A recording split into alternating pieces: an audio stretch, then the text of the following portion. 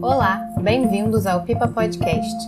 Eu sou Mariana Casagrande e hoje Luiz Camilo Osório, curador do Instituto Pipa e professor da PUC-Rio, e Lucrécia Vinhais, membro do Comitê Executivo do Instituto Pipa e coordenadora do Prêmio Pipa, me acompanham nessa conversa com Maura Marvão, representante da leiloeira Philips em Portugal e na Espanha. A Philips está entre as 4 maiores casas de leilão do mundo, com sede em mais de 10 países. Obrigada aos 3 por estarem aqui nessa conversa virtual sobre leilões de arte na era digital. Bem-vindos ao Pipa Podcast. O Camilo aqui já é nosso quase anfitrião também, mas a Luca e a Maura pela primeira vez.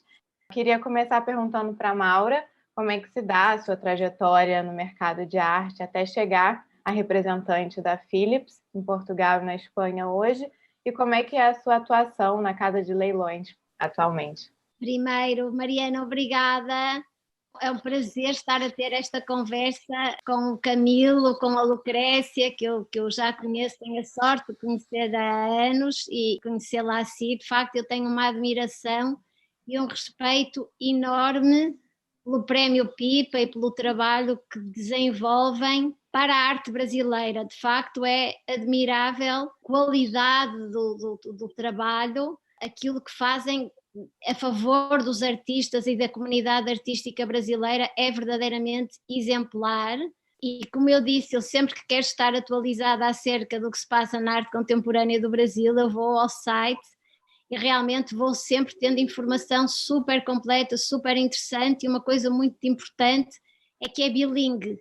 E isso realmente é mesmo uma janela para o mundo, porque nós não podemos ficar fechados, digamos, nos nossos países, na nossa língua, se a arte não dialogar, digamos assim, e se não, digamos, não for conhecida e não estiver acessível internacionalmente, ela fica fechada, ela fica, digamos, muito enclausurada, e nós já estamos neste momento na pandemia enclausurados nas nossas casas e nos nossos países. Então eu acho admirável, de facto, o trabalho que o Prémio Pipa e o Instituto Pipa faz. Em relação à Philips, a Philips é uma leiloeira que existe desde 1796, é uma leiloeira centenária, e o meu percurso é um percurso, vamos dizer, atípico e orgânico, como de muitas pessoas. Eu fiz Direito na PUC, com a absoluta certeza que jamais iria exercer Direito. Enfim, fiz aquilo que se chama o Exame da Ordem dos Advogados em Portugal. De seguida, eu achei que eu tinha que ter uma experiência internacional para ter a certeza que não era mesmo o que eu queria fazer, teimosia absoluta, e eu consegui ir fazer um estágio nas Nações Unidas em Nova Iorque, e nesse estágio eu fiquei depois a trabalhar nas Nações Unidas no projeto do International Criminal Court. E estando em Nova Iorque, eu achei que realmente era a oportunidade da minha vida de estudar o que eu sempre quis estudar e de trabalhar na área que eu sempre quis trabalhar, que era trabalhar com arte. Eu já tinha feito vários cursos de História da Arte, não muito formais, digamos assim. Passei a minha vida dentro de galerias, museus, antiquários, só que eu não entendia que esse, entre aspas, hobby, essa paixão podia ser uma profissão. Era uma coisa que, na verdade, nunca me tinha passado pela cabeça. E estando em Nova Iorque, eu achei a minha oportunidade, de facto, de tornar isto a minha profissão.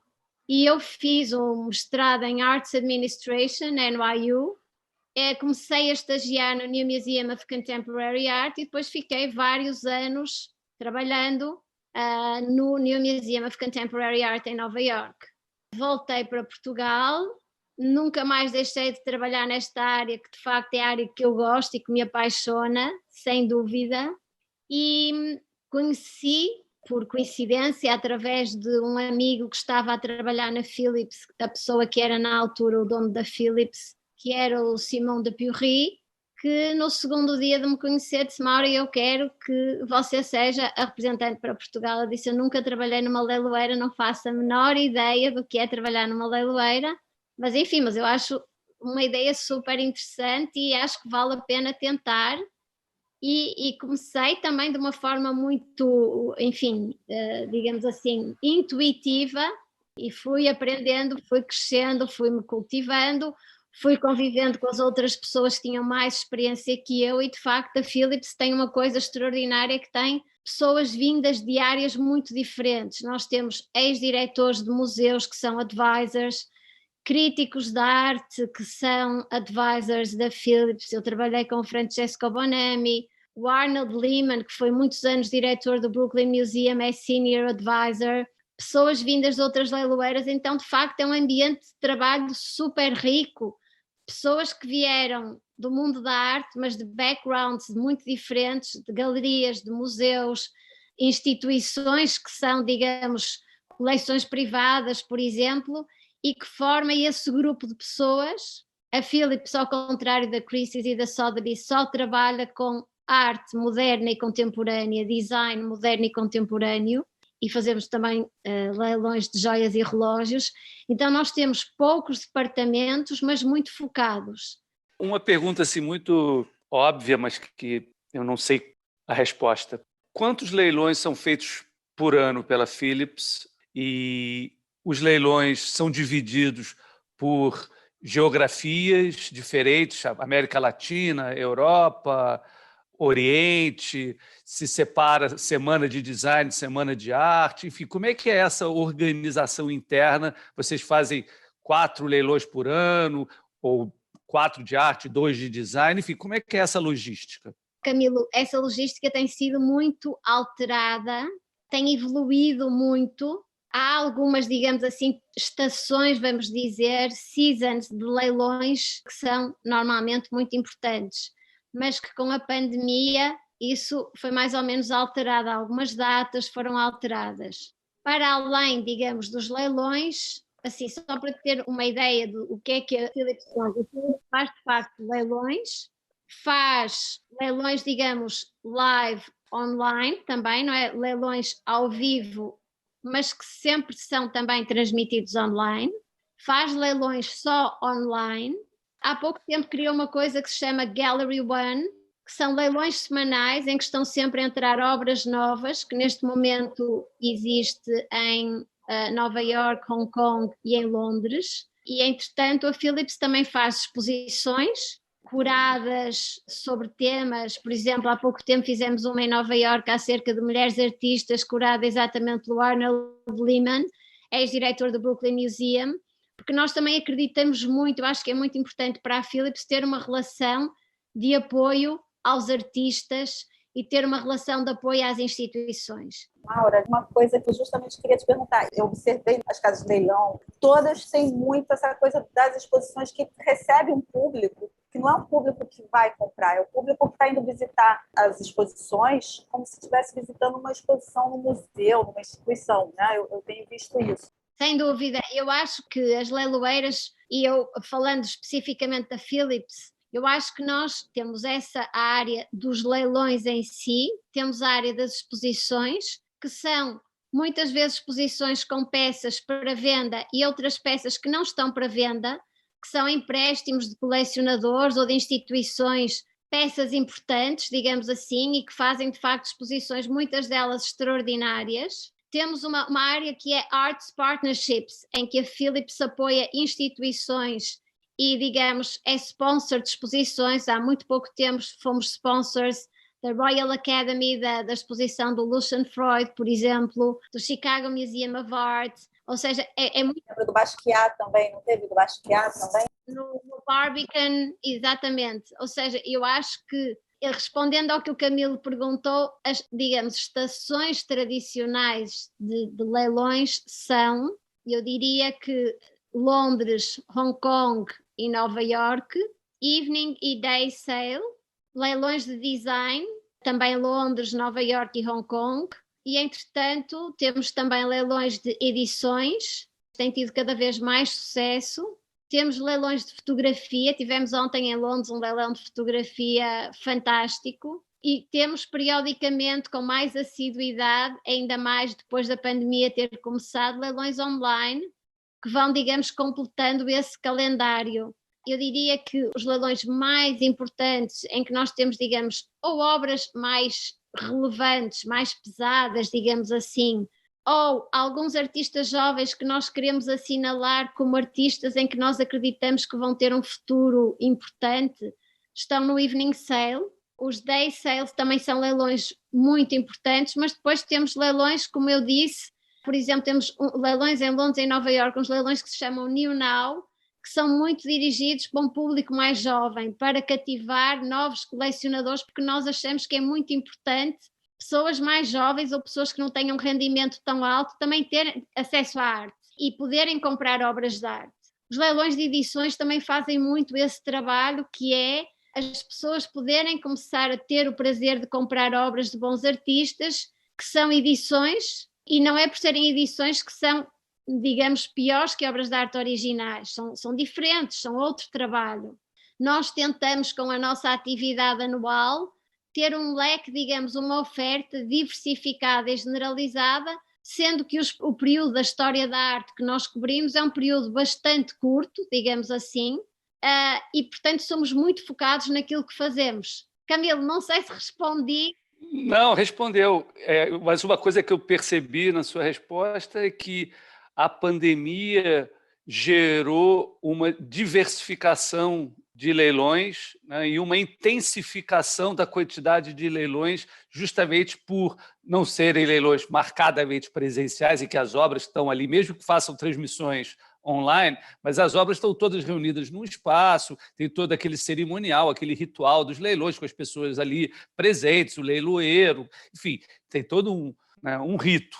E que, aparentemente, a pandemia obrigou a diversificar isso, fazer pequenos leilões, pequenas exposições mais segmentadas, mais variadas, com uma quantidade maior, para manter, digamos assim, o business ativo. Então, isso é verdade? Aconteceu isso mesmo? Aconteceu isso mesmo, ou seja, em março do ano passado, quando basicamente todos os países do mundo tiveram que fechar, a Philips começou em março, abril, maio a fazer leilões só online, cada vez com obras melhores e cada vez com obras mais, digamos, mais importantes e mais relevantes, porque não era possível fazer leilões, digamos, presenciais.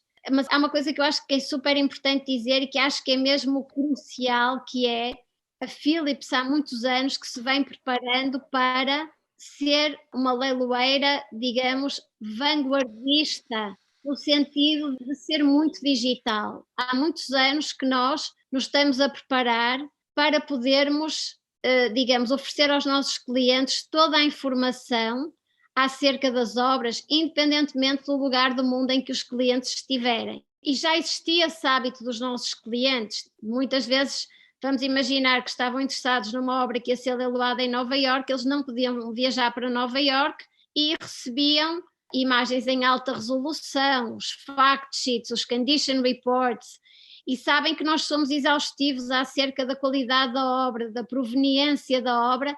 Então, esse hábito de nós termos clientes que já estavam noutros lugares do mundo e que compravam sem verem as obras ao vivo, já era uma coisa que acontecia muito. Então, a nossa adaptação ao mundo digital foi muito, eu diria, bastante mais fácil que das galerias, que dependiam sempre muito mais das visitas presenciais dos clientes e das idas dos clientes às feiras de arte.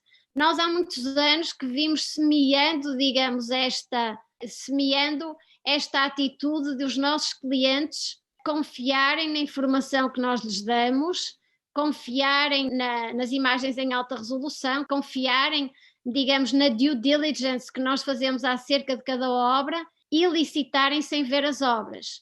Então, nós, voltando ao que estava a dizer antes, em março, abril, maio, enquanto não podíamos fazer leilões presenciais, fomos fazendo leilões online com obras cada vez mais importantes, e quando pudemos reabrir entre maio e junho, retomamos um calendário de leilões mais intenso para, digamos, compensar os que não tínhamos feito nesses meses anteriores, e o que nós verificamos é que, no final do ano, o nosso melhor ano de sempre, em termos de resultados, tinha sido 2019, e nós terminamos 2020, que aparentemente seria um ano assustador, com uma diferença muito pequena de resultados para 2019, exatamente porque nós semeamos, digamos, esta forma de trabalhar com os nossos clientes.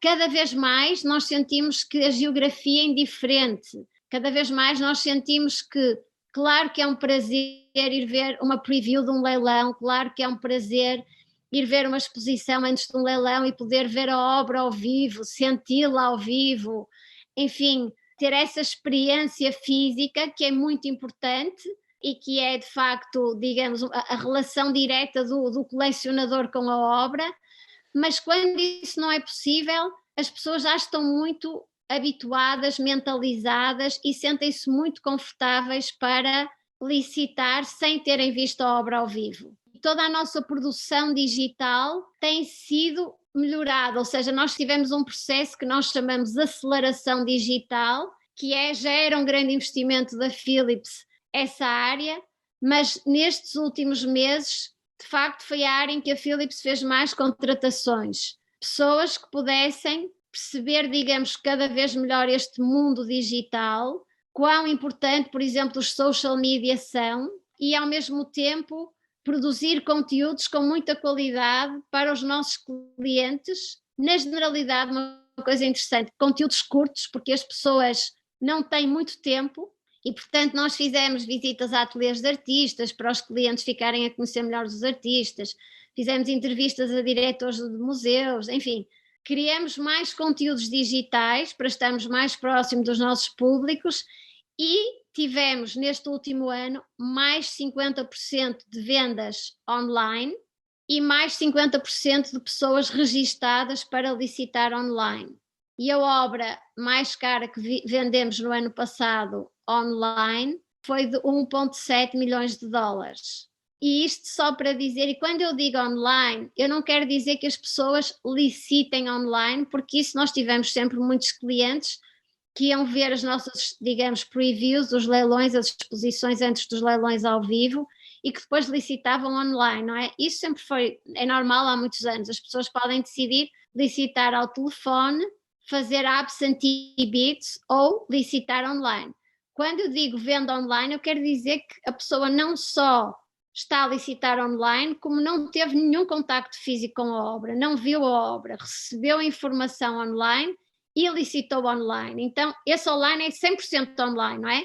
Estamos a falar de uma venda que foi feita sem haver qualquer tipo de contacto físico, de visionamento, enfim, com a obra. Uma outra curiosidade que eu tenho, você estava falando desse New Now. Sim. As casas de leilão, elas têm, acho que a capacidade de o poder, né, de valorizar ou desvalorizar alguns artistas, né? Então, eu queria saber se você lembra algum caso de algum artista vivo, provavelmente, que depois do leilão de vocês, ou ele valorizou muito ou fracassou, assim, mudou de patamar um artista. Você lembra de alguma história, algum artista que mudou de patamar depois de um leilão de vocês? Eu acho que há muitos artistas em que isso aconteceu, muitos. Eu acho que se nós pegarmos nos catálogos de leilões das principais leiloeiras de há, vamos dizer, 20 anos atrás, 15 anos atrás, nós vamos encontrar inúmeros artistas que venderam por valores muito altos e que de repente ou desapareceram do mercado ou são muito menos, digamos, conhecidos. Eu acho que é uma coisa inevitável, digamos assim, de acontecer. Eu acho que de repente vamos imaginar uma galeria muito importante, começa a representar um artista, faz exposições super importantes com esse artista, consegue que esse artista participe de exposições importantes, não é? Apresenta-o a curadores, apresenta-o a críticos, apresenta esse artista a colecionadores privados e de repente o artista começa a ter de um momento para o outro uma carreira, vamos dizer, fulgurante, não é?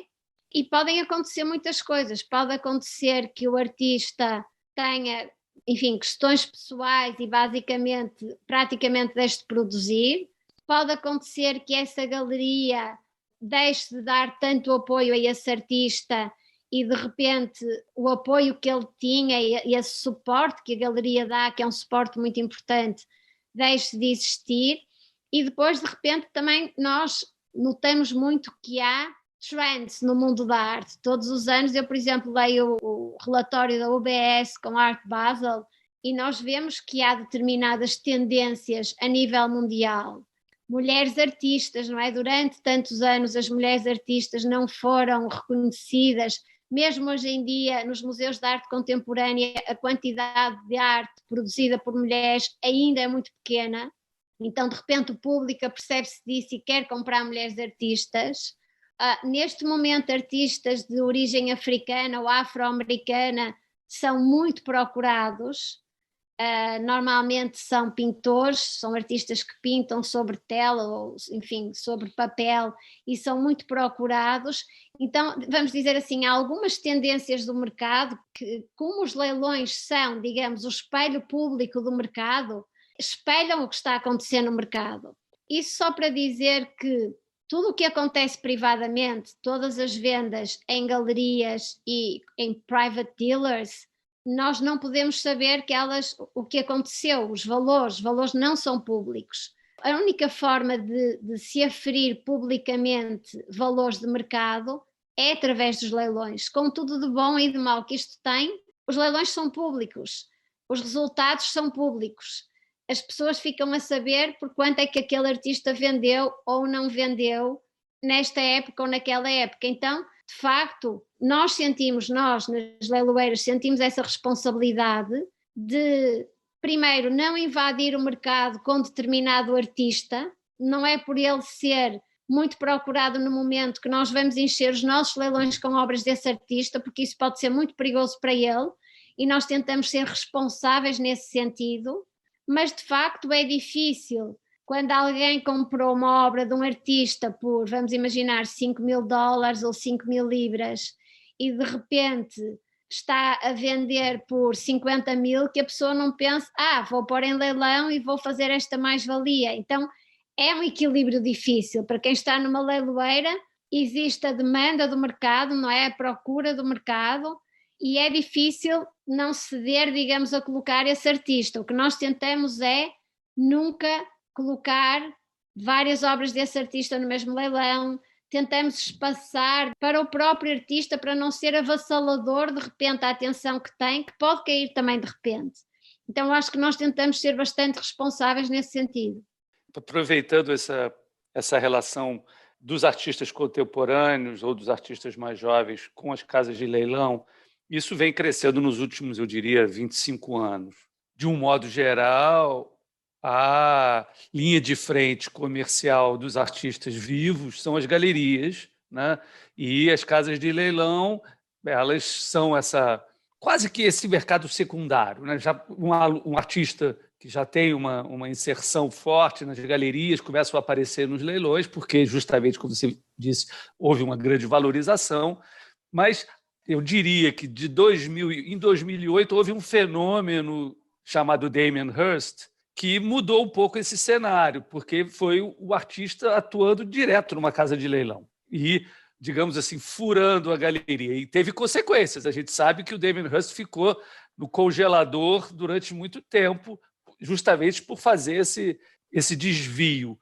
Mas vem crescendo a demanda por obras contemporâneas, os valores têm crescido substancialmente, e eu imagino que tenha uma pressão dos próprios artistas contemporâneos para irem para os leilões, justamente porque é o momento em que o que ele vende na galeria não é público, como você disse. Agora, o que ele vende numa casa de leilão é público, e isso, para ele, é um marketing. Eu acho que é assim, essa relação e exatamente esse momento do Damien Hirst, eu acho que fez com que os artistas ficassem com, como é que se diz, mixed feelings acerca dessa relação direta.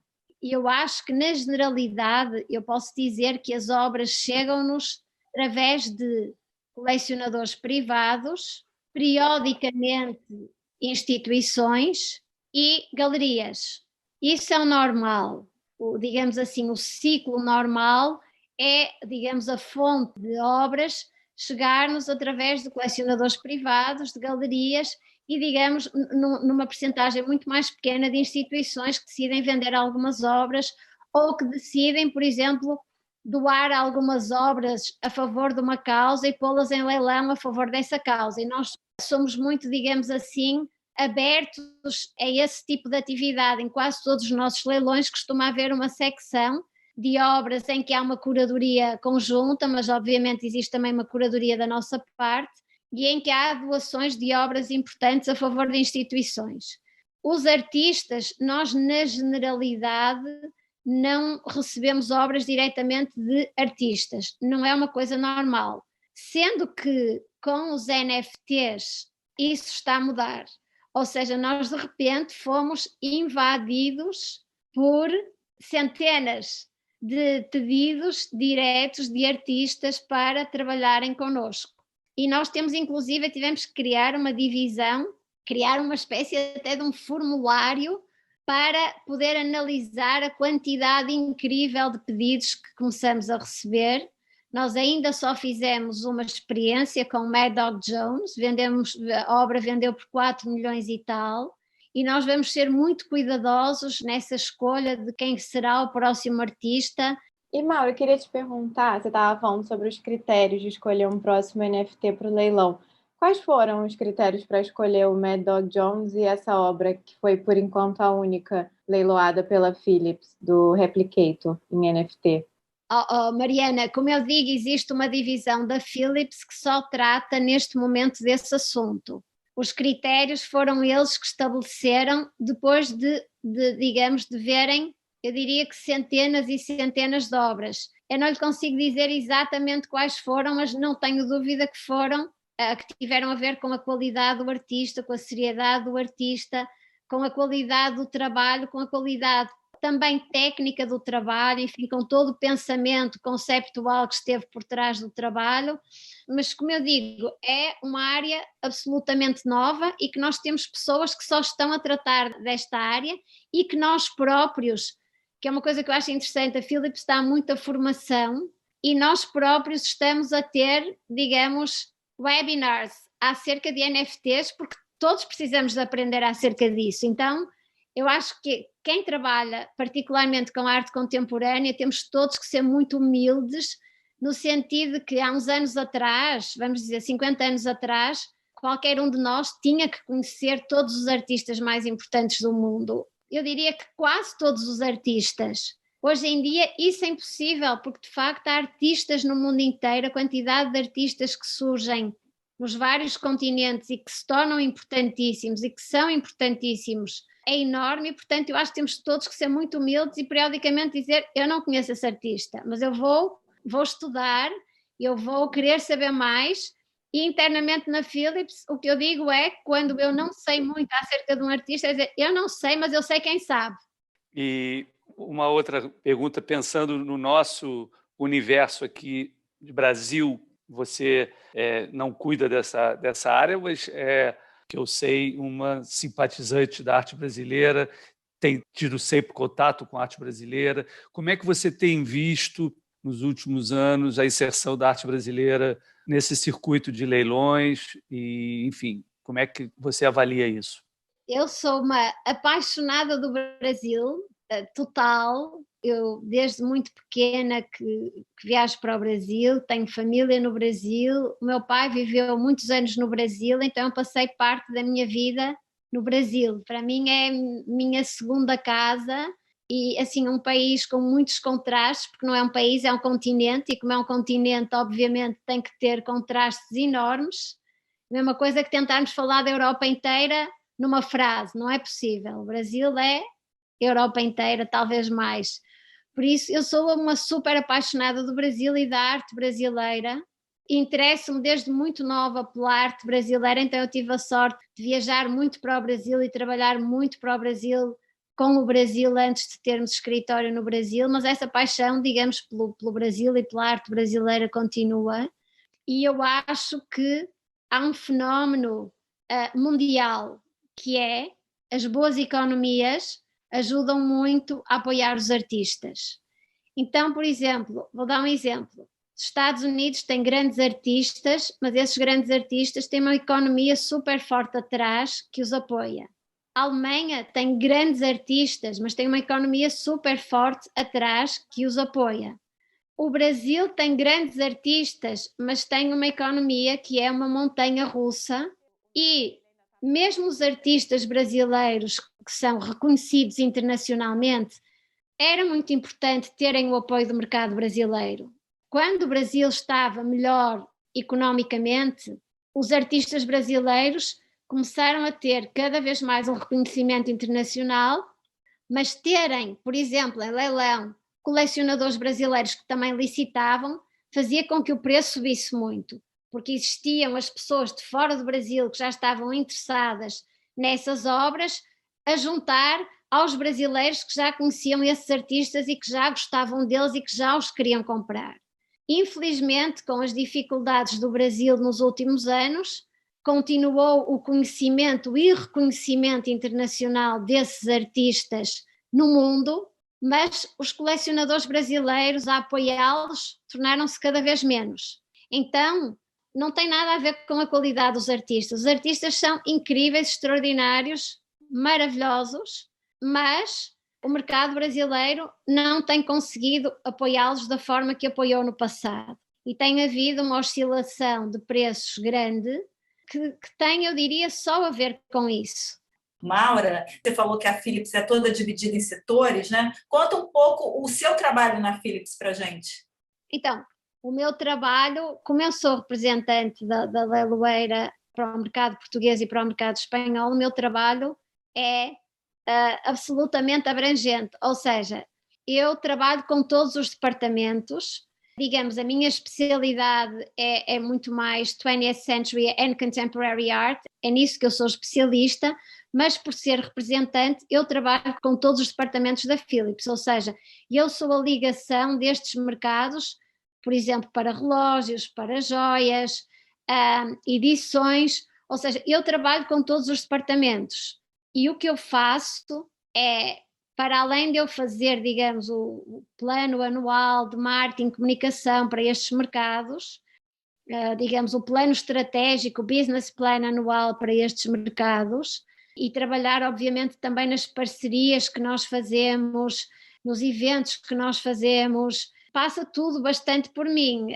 ou seja, para além da parte comercial, tudo o resto que não é comercial passa por mim, e isso é o que fazem os representantes nos vários países, ou seja, quem tem um trabalho semelhante ao meu, vamos dizer, na Alemanha ou em Itália, faz exatamente aquilo que eu faço, ou seja, faz uma análise do mercado e faz de seguida um plano anual, um plano de tudo, vamos imaginar, das instituições que eu gostaria de apoiar no ano seguinte, digamos, dos eventos que eu gostaria de fazer, estratégia, digamos, toda essa, como eu disse, marketing, comunicação, relações públicas, passa por mim, e depois o trabalho, digamos, em si, que é de sourcing, de procurar boas obras de arte para irem a leilão, e o trabalho de ajudar a vender as obras de arte que estão em leilão. Mauro, uma última dúvida, por favor, se você puder comentar. Eu vi também que, além da Philips, você atua em algumas outras organizações portuguesas, como a ADIAC, que promove o trabalho de artistas jovens em Portugal. E aí isso me lembrou, assim, pareceu um pouco da mudança do Prêmio Pipa esse ano, que foi de fomentar a carreira de artistas mais jovens, né, com até 10 anos de carreira. E aí, se você puder comentar isso um pouquinho, essa escolha de atuar também nessas organizações, além da Philips. Eu acho que é muito importante, os meus anos nos Estados Unidos fizeram pensar que quando a pessoa não pode dar dinheiro, pode dar tempo. E eu acho que todos nós podemos ajudar de alguma forma ou de outra instituições. E de facto o tempo e a energia são os bens mais preciosos que nós temos, porque são finitos, mas há de facto instituições e organizações que podem beneficiar dos nossos conhecimentos, da nossa experiência. Então aquilo que eu tento fazer é estar envolvida com instituições em que eu acredito. A ADIAC neste momento, que era no fundo a Associação Portuguesa de Colecionadores de Arte Contemporânea, feita muito à imagem da ADIAC francesa. Aliás, a ideia de criar a ADIAC em Portugal foi de um francês que vocês conhecem, que vive no Brasil, que é o Marc Potier, que quando veio viver para Portugal, teve a ideia de criar a Associação de Colecionadores Portugueses. Eu fui durante uns anos presidente e de facto aquilo que a ADIAC queria era, mais do que ser uma associação de colecionadores para proteger / ajudar os colecionadores, ser uma associação que ajudava artistas. E fazíamos várias iniciativas super interessantes, nomeadamente, e isso para mim faz aqui um paralelismo com o Prémio Pipa, que é nós dávamos a artistas importantes que nunca tivessem tido um livro de qualidade acerca do trabalho deles. Nosso compromisso era fazer um livro anualmente a um artista escolhido por um comitê e um livro bilingue escrito por um curador português e um curador internacional para que o artista pudesse apresentar o seu trabalho internacionalmente, porque muitos artistas não tinham ferramentas para chegar a instituições internacionais e mostrar o que faziam. Então nós anualmente oferecíamos um livro a um artista. E fazemos também outra coisa que muito interessante, que era um fim de semana que se chamava Arte e Alma, que era convidarmos todos nós, membros da ADIAC, colecionadores, críticos, galeristas, estrangeiros, para virem a Portugal, em que eles só tinham que pagar a viagem e o hotel, e vinham conhecer o que se fazia em Portugal de mais contemporâneo.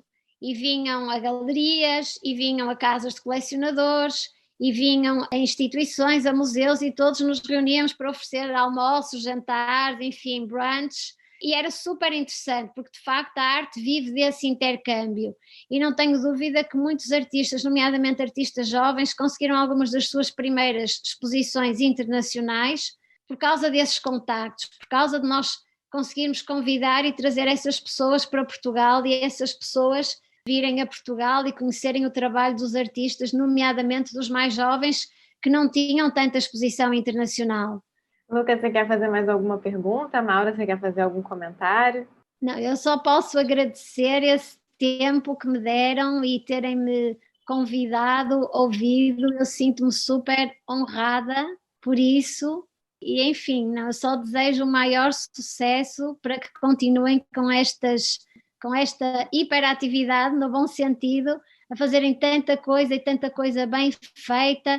Eu vi o Pipa em Casa, este apoio aos artistas na pandemia, enfim, acho extraordinário a vossa atenção a tudo o que está a acontecer, acho sinceramente admirável, sou super fã, portanto estou aqui muito, muito lisonjeada por este convite e por ter estes companheiros de podcast tão importantes e que eu considero tanto, como a Lucrécia, o Camilo e você, Mariana, que foi um prazer conhecê-la. E a gente queria agradecer muito você estar aqui, foi ótimo.